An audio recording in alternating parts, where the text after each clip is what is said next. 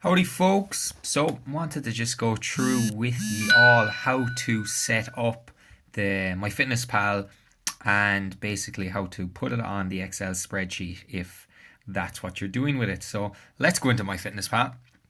When you'll have this set up, so it might look like this the first time you do it. If you download MyFitnessPal brand new, it'll be just a case of put in your email address, your name, your height, your weight. Now MyFitnessPal will try and prompt you of like, oh, I want to lose 10 pounds, you need to eat these calories. Don't worry about that. I send you on what your calories are in the Excel spreadsheet across the top line, which I'll show you in a minute, so you can put those in. So let's say for point of argument, that comes up. Okay, that's your total that MyFitnessPal has stated that is appropriate for you. So you'd go, all right, Owen said to change that, and I'll go into my goals section, and then I'll go into calorie and macronutrient goals, and then I'll change. So Owen said it was actually 2750, and I saw that protein was actually a little bit higher. He said 241. You'll never be that high, but just as a sake of argument. So because MyFitnessPal wants you to pay for the upgraded version, it doesn't let you put in the numbers. You have to do it by percentages, which is fine because you'll get as close as you can and you won't be too far off. So you can hit that up then, and then you got to change total. So then you go cool.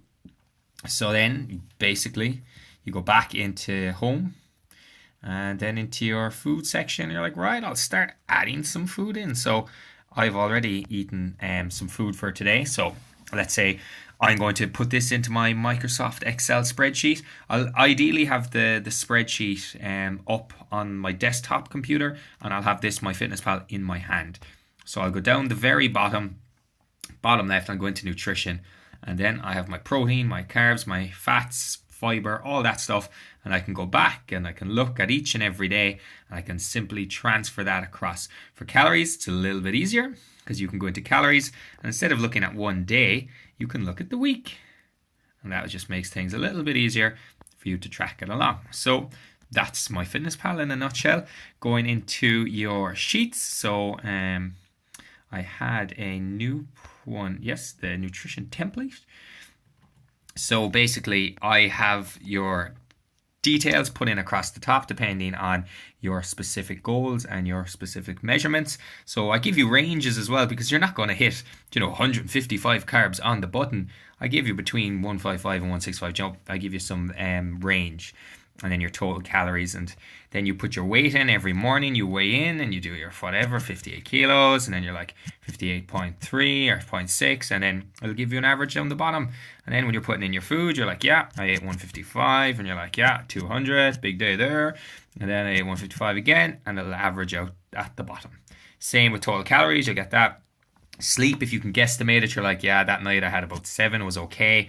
Next night, definitely had a good night's sleep, that was fine. Oh, I was out the night before, 5, whoops.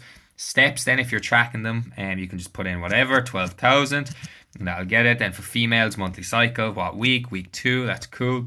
And then you can just put in training, it was down EMF, walked, anything like that.